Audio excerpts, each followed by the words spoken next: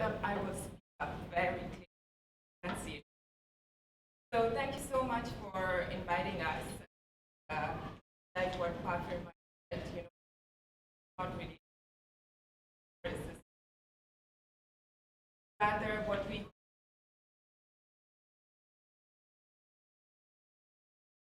showcase great gender.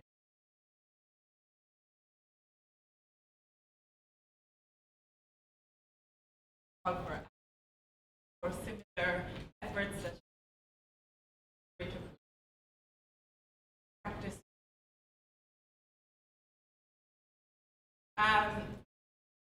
So, and I thought that one's point is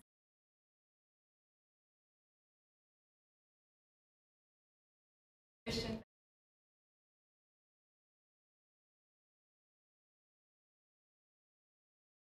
constant self-evaluation.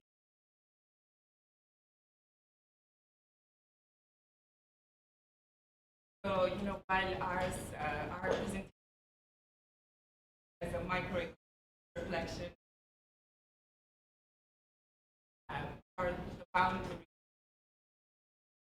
that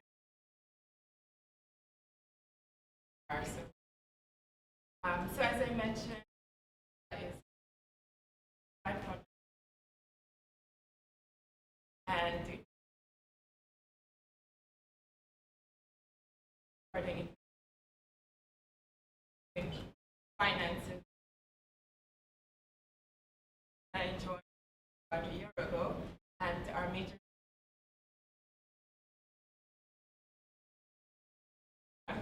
we were a bit about what to do and how to approach this.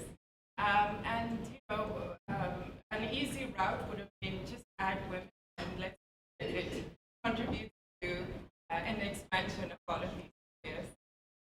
Amazed actually by the plethora of literature that exists that precisely start looking at data quality. Them are a bit, but our training, I'm interested in the development. I was in the first one, standing jobs, but not just the market, also engage gender, other sort of social factors, both the opportunity. So, let's go back to what we know and framework that we can, but not maybe say that. So, with that in mind,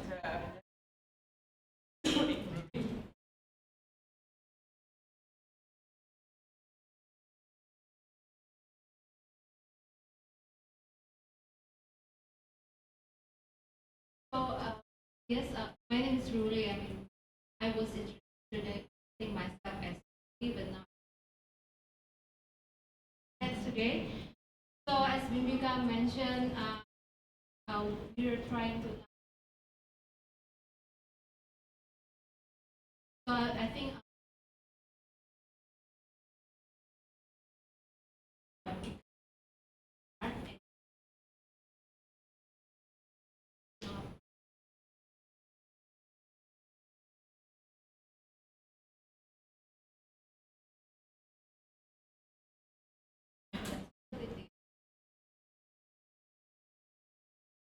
what is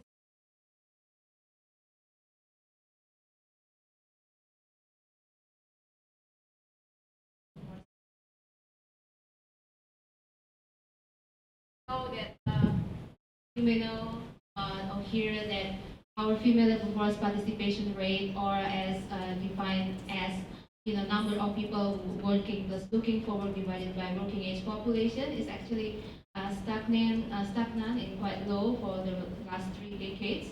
And our gender gap compared to other countries is quite high. particularly in ASEAN and also in. The next, uh,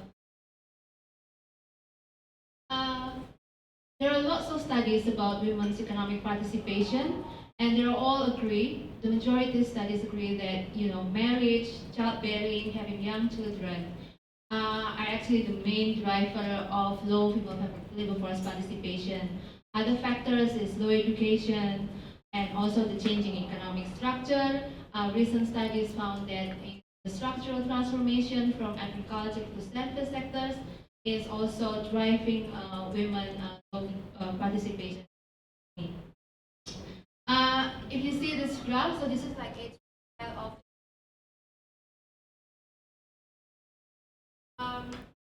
see that how childbearing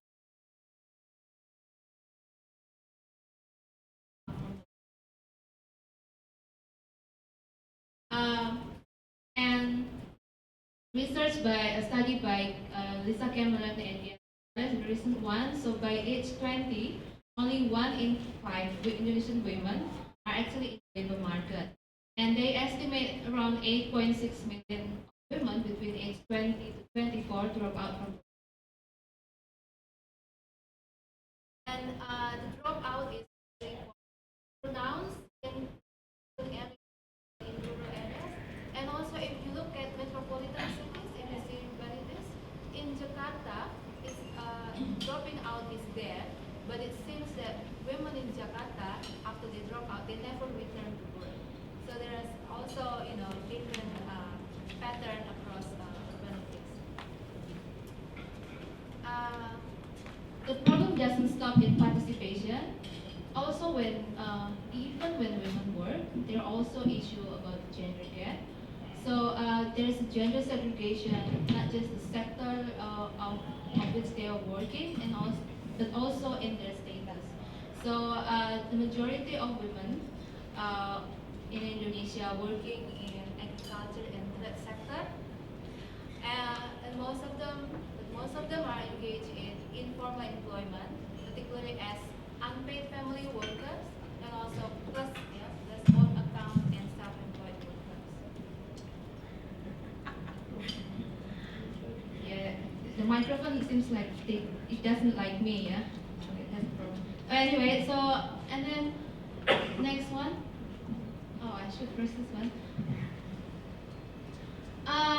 And then we know that Indonesian employment is dominated by informal sector, and women are actually concentrated in this sector. Around 54% of women are working as informal workers, while only 48% of men are informal workers. And there are a range of factors that actually influencing women's decision, and we can say decisions to work in informal work, and it's related to the preference and also constraint that they have to be, taking care of domestic work at home. Besides, they are concentrated in the informal work, but women are earn less, got fewer amount of payment as compared to men. So these are all analysis done by our economic and inclusion team in Prospera. So like the hourly wage gap between formal and informal workers in general is around 10,000 per hour for 10,000 for men, and there's a larger gap even more for women. Now, if you look at the overall sectors, both formal and informal, so women, the gender wage gap are still significant and diverse across sectors. So the gap exists in most sectors, employment sectors in Indonesia, even in sectors with large share of female workers. So only in very few sectors that like real estate and construction, where women earn more than men. And a study that done by, this is also an example of how dialogue between academic and also policymakers done in our facility. So Lisa Cameron and Diana Suarez also produced a paper on women's economic participation and did the analysis about the gender wage gap. What are the factors contributing to the gender wage gap? So, for economists who are in this room, maybe you are familiar with what's so-called blended Oaxaca decomposition, which actually this method decomposes, what are the main factors that contribute to gender wage gap, and economists usually divide it into explained and unexplained. Unexplained is from anything else that are not measured. So around, in general, the gender wage gap, 34%. The average of the raw gender wage gap is 34% in the formal sector, and 50%. So gender wage gap is higher in the informal sector, and most of this gap actually reflects discriminatory practice. This is indicated by the large share of total unexplained that produced by this decomposition. From those who can be explained in informal sector, in the formal sector, factors like experience, marital status, also the structure of industry and status of employment are the main driver of this gender wage gap. But the good news is that education, for example, it has reduced. Education plays as a factor to reduce gender wage gap in Indonesia. And in the informal sector, the main contributor of gender wage gap is mainly industry, while other characteristics like human capital play a very small role.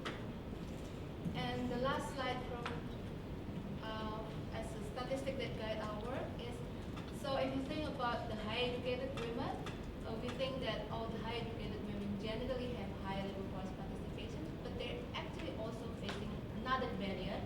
Maybe you heard about the glass ceiling barriers. So we can see this from how underrepresented women in the leadership position.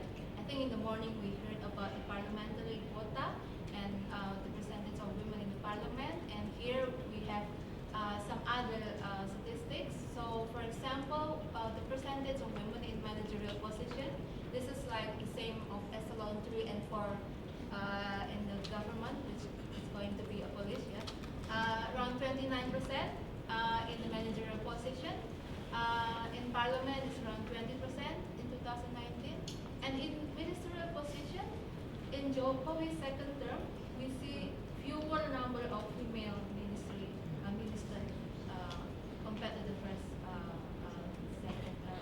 term.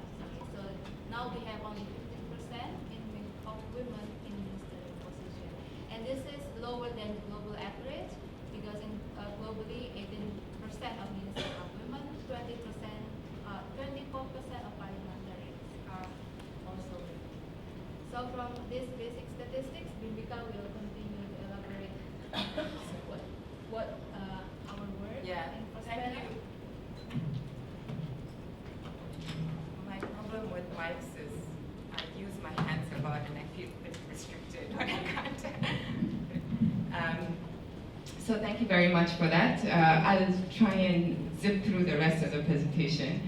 So basically at Prospera, we take the gender and social inclusion team. There's 2 of us, but there's 2 other people who are not here today, but we're like a 4-member team. But Prospera is a really big facility. So our approach is basically to support each of the teams and to work with them more sort of, to support each of the teams to do the minimum, so to speak, and to work with each team, focusing on specific areas where there are opportunities for traction.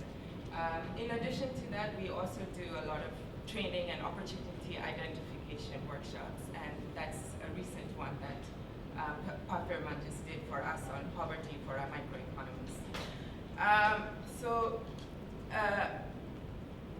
So what are, Ruri gave a nice sort of overview of some of the, should I change one? Okay. Some of the things that have informed the type of support that we provide to our teams. And in the markets team, I won't go into this in a lot of detail, but basically, markets team supported DKI Jakarta to revise regulation allowing micro and small businesses to register using a home address.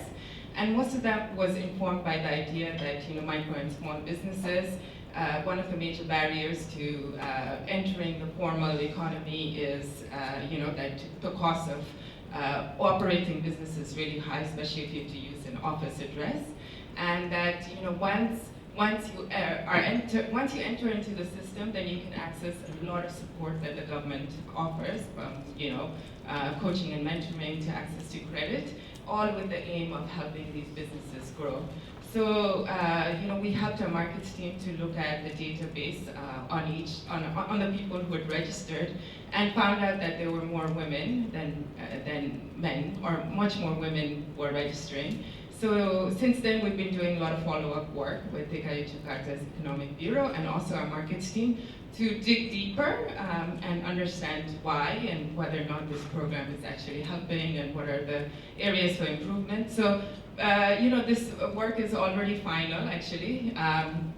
We presented the results recently. It included a combination of 3,640 phone surveys with women and men registered businesses, as well as qualitative discussions.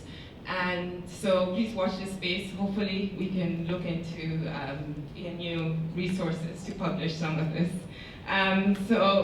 We also did like a video to showcase the voices of the people themselves, so not just document all of that into numbers, but also bring out people's experiences. It's a very short video, so if you need resources for your classes, please look into it. It's available in our website. Another area that our markets team was looking at was what is the impact of increasing automation of work on the nature of work.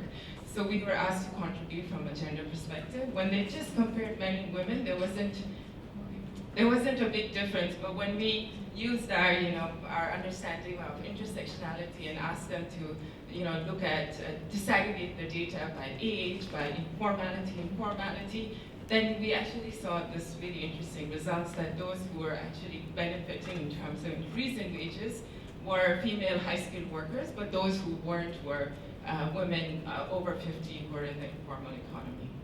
I won't get into this.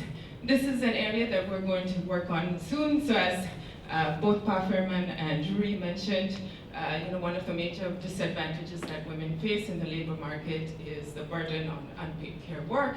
And this is a big issue, but employers can play a role in this in two ways. One is they can provide more sort of equitable workplaces, work policies like maternity, paternity, flexible work, or they can actually offer childcare options. So this is an area that we're going to be working on soon with a whole host of companies that have made commitments to improve gender equality. They'd like to look at what kind of options would work for them and what would work for their employees. So that's an area that, please watch this space, so it's an area that we'll be working on soon. So that's inclusion. Won't have time to get into everything, but financial on safeguarding economic and financial stability. If you look at the global fintech data sets, actually there are more women who have a bank account in Indonesia than there are men. And that's a very interesting result because most countries don't have that kind of results. But sort of going back to what Parkerman said, that number masks a lot of questions about what is the quality of data, do women actually have control over their finances, is that actually helping them improve their well-being and those of their families. And then with this growth in fintech and non-formal economy, including those that are targeted to women, it raises a lot of questions about consumer protection. And in Indonesia, the financial literacy rate is really low, and there's a much bigger divide in terms of gender.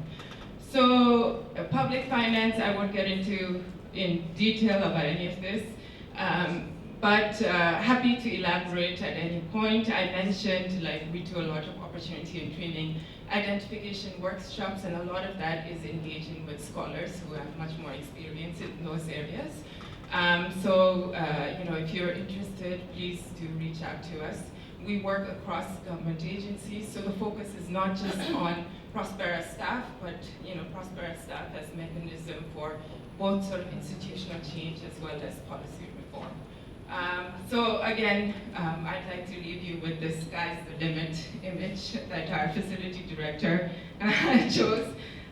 There are lots of different ways of sort of finding avenues to engage meaningfully in the space. So I hope that we've started a little bit of that process. Let's see how things unfold. It's only been a year. Thank you. Thank you very much. Two very inspiring presentations, and I'm pretty sure there'll be lots of questions coming up already. I don't recall all the names here, so you go first, and Udi. So those three first, please. You take the question and then answer after the three questions that we I'm Clara from AU.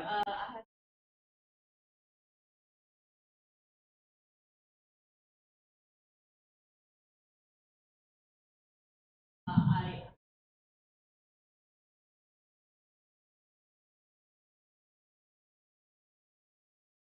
how it plays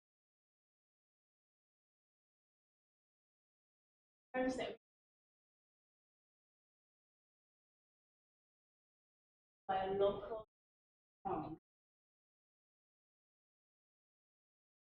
to intersectionality. So I think there's also a need to, especially when questionnaires are global, global questionnaires framework, and then we just back to back translate it, but without understanding the cognitive gender conceptualizations of the word. For example, the word work, kerja, has a very gender-loaded meaning in different ways in urban, rural, different parts of Indonesia. So when we use the word kerja, maybe women don't think the activities as labor, but they think of employment or job.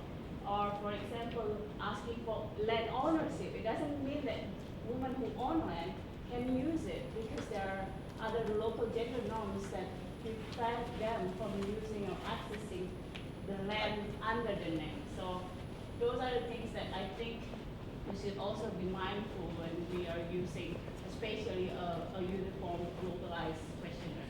The second question is about that women, after they leave employment because marriage, the rate doesn't pick up.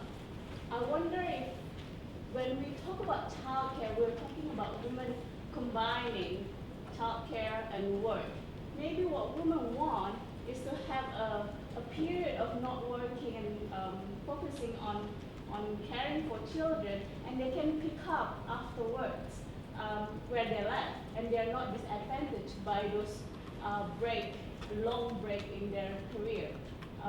And what we come up is always childcare in workplace. Maybe we should think of other, like talking about women. Maybe they just they don't want to marry.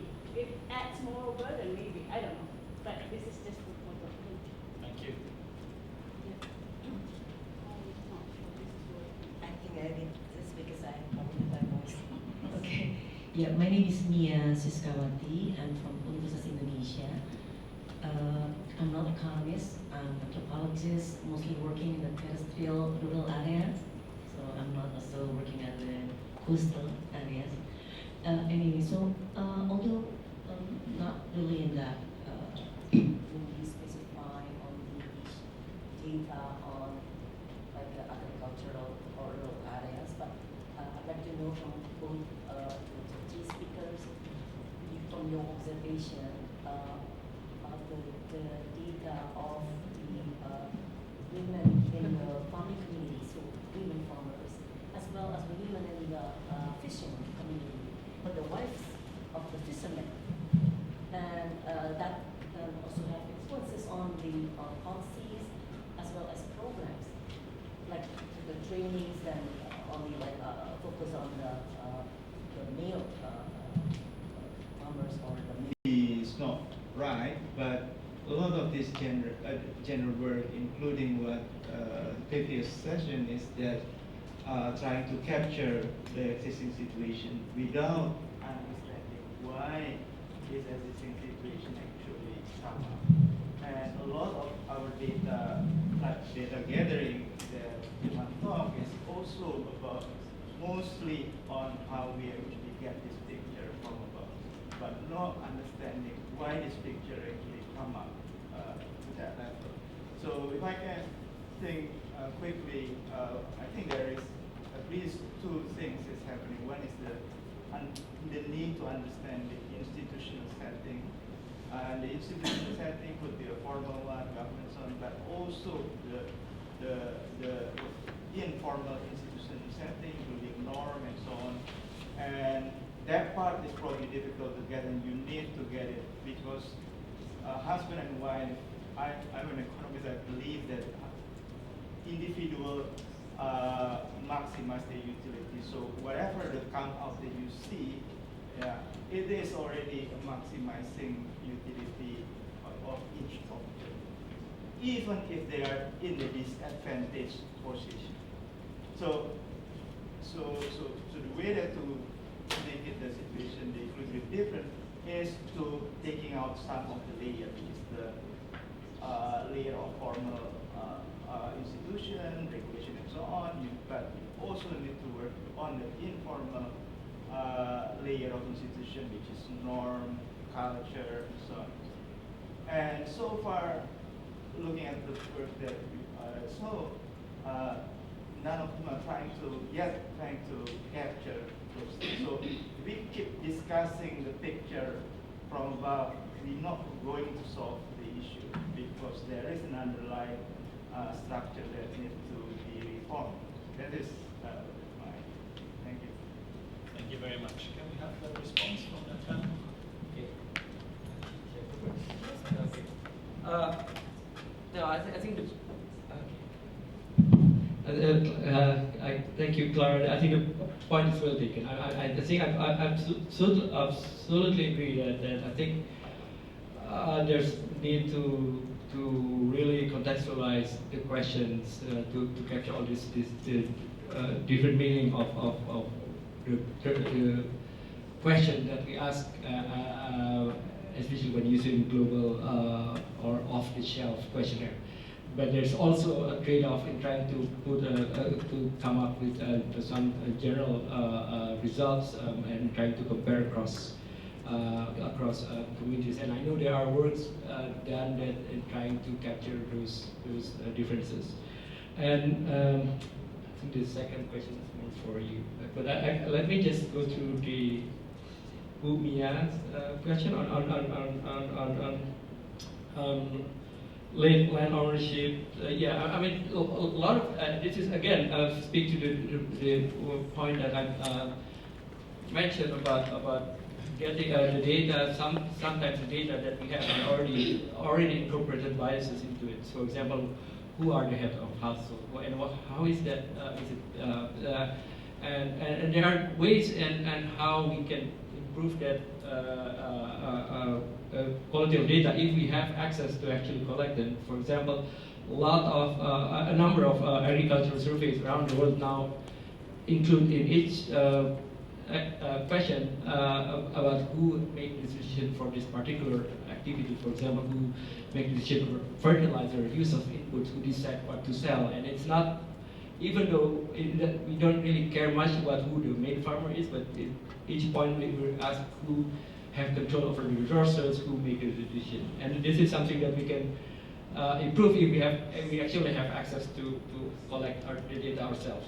And think, but I agree again with what Mas Budi said, that all these are, as I tried to point out earlier, these are all driven, like girl and son preferences, all these are driven by institutions, social norms that are already set, or mostly or evolve slowly over time. And there are, and I don't think so. Probably we're not well equipped to actually disentangle that. We need, of course, we need more work from other disciplines to get to the bottom of what first to understand how it evolved, and then it's a long step to again think about whether we can change the social norms and how to change, if we can, the institution. I think that's yeah. I think that's probably. The question about gender, actually, I've worked as a researcher most of my life. So now I'm in a macroeconomic facility that looks at national policy making. But actually, this idea of, how do you collect data, especially at national level, because, at some level you do need aggregated figures. Whether you disaggregate by regional or by class or by ethnicity, there still needs to be some aggregator to understand inequality. Otherwise, everything becomes, well, people have agency, but you're forgetting that there are really pronounced inequalities that people face. So there's a balance to be made. What I think what's very interesting about the latest development in sort of feminist economics and feminist engagement with development policy is, precisely that question of how do you aggregate and at what level do you aggregate and how do you bring in that nuances into the discussion. And if you look at, recent discussion about like what Park Berman said, collecting national level data, there's a lot of questions on, interestingly, on who owns what, which didn't exist before.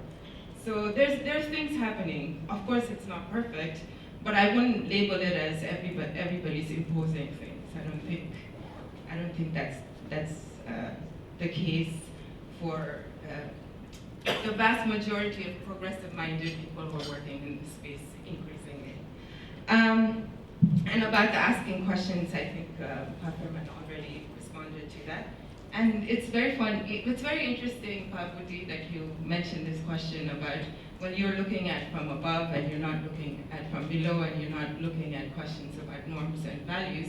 Usually we tend to get the other question, well, all of this at the end of the day is about culture and norms, and and we can't really intervene in this space, so let's leave it.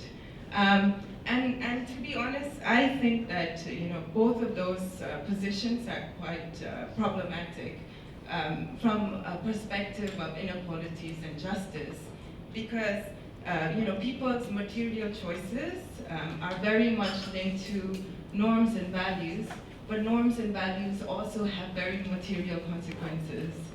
So, I hope that, in this engagement with scholars, we can bring in this perspective of both the below and both the above, and the importance of sort of reconciling and having that constant dialogue between the two.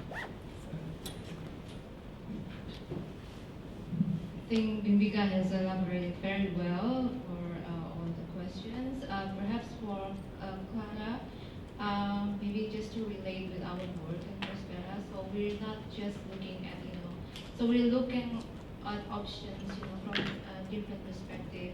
So, and we try to look at, like what Bimbika said. So we not only look at the aggregate level of the figures, but also when we see the disaggregation, we see, that women, different women have different needs.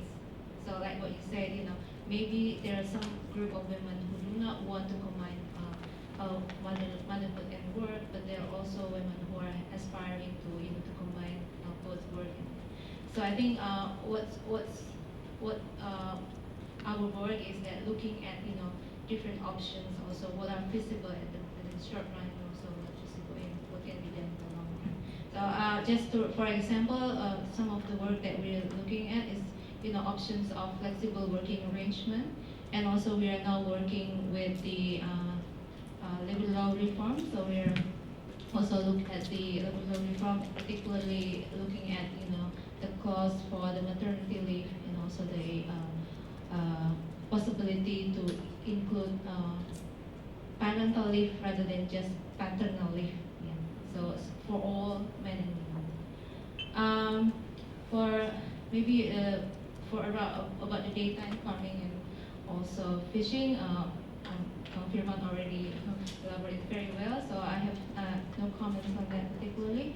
For Pak Budi, yeah, that's very, basic, a philosophical question also, Pak. So when you said about, husband and wife or household is maximizing utilities, I was thinking about, the constraint that where, in classic economic, in Beckham's theory, we have like only income, number of children, but there are also, in reality, we have so many other factors that can be constrained, that limit, so the choice that actually made by women who are dropping out from labor force is actually a constrained choice.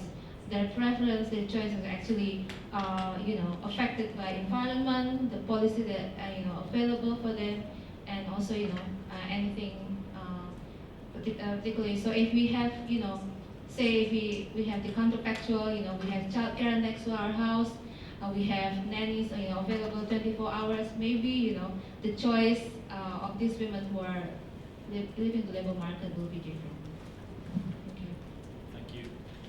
I've seen Harun and others who wanted to ask questions have comments, but time is unfortunately up, so I suggest you find the opportunity during lunch, speak to the panelists here. Let's now just express our appreciation. Thank you very much, Pak Rainer. Thank you, speakers. As I mentioned, Sholat Jumat is downstairs in the ballroom. Please follow Dodi. Ballroom is next to the lift downstairs at the 8th floor. We're on the 9th floor, downstairs 8th floor, and next to the lift is the ballroom. Can we come back here by 1:30? Lunch will be at the same place as dinner and lunch yesterday, Dharma Restaurant. Would appreciate if you can be back by 1:30. Thank you.